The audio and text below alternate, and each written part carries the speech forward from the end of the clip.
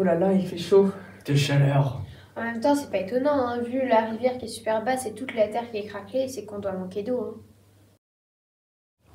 Ah, t'as entendu parler à la télé, faut faire des économies d'énergie? Bah oui, parce qu'après on va avoir des coupures. Oui, puis à cause des centrales, il y a beaucoup de centrales qui sont à l'arrêt, donc il manque de l'électricité.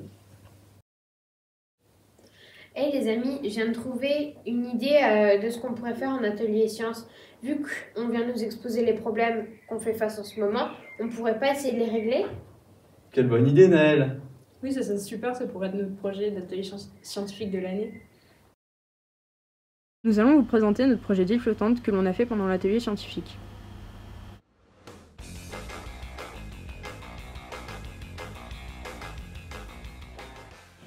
Nous avons travaillé sur notre projet d'île flottante, dont la problématique est: peut-on construire une ville autonome en énergie éco-responsable, autonome en eau et en alimentation?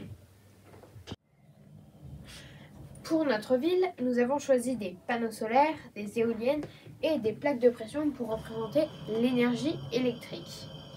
Nous avons aussi pensé à des immeubles végétalisés pour produire de l'oxygène, ainsi qu'une forêt pour aussi produire de l'oxygène, parce que c'est une forêt d'arbres fruitiers, donc cela produit aussi de la nourriture.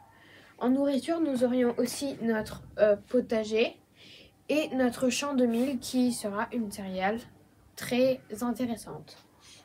Nous avons aussi peint nos immeubles en blanc et notre route aussi, car comme ça réfléchit la lumière et c'est moins chaud l'été.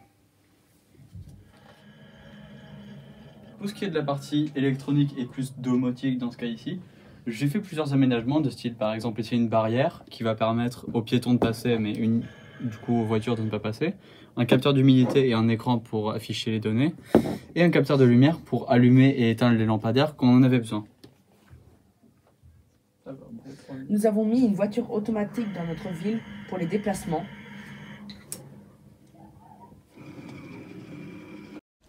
Voici un portique d'entrée dans la ville.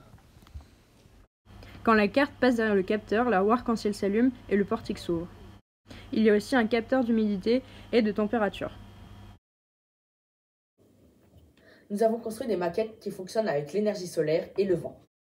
Voici un bateau solaire qui pourrait nous ramener sur la côte.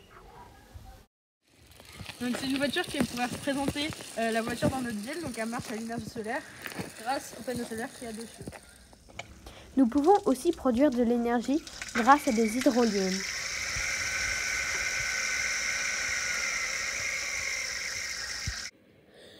Grâce au vent, l'éolienne produit de l'électricité. Le panneau solaire fait fonctionner une pompe qui ramène l'eau pour le distribuer aux habitants et pour arroser les cultures. Pour notre ville, nous avons pensé à y installer des osmoseurs qui vont osmoser l'eau et transformer l'eau de mer en eau douce, ce qui nous permettra d'avoir de l'eau en grande quantité. Nous avons mis de l'eau osmosée au fond de cette bouteille pour faire le système d'osmose. Pour faire le système d'osmose, il faut une membrane qui sépare l'eau osmosée et l'eau avec 40 g de sel par litre. Nous avons également fait des mesures de conductimétrie dans notre eau salée. Nous pouvons aussi obtenir de l'eau douce par distillation ou par évaporation. Nous remercions Monsieur Téchenet de nous avoir expliqué le principe de l'osmose et de l'osmose inversée, ainsi que Séritech de l'île Jourdain de nous avoir fait notre poster. Finalement, est-ce que ce projet n'aura pas été génial pour nous? Si, il nous aura appris plein de choses comme l'osmose avec Monsieur Téchenet.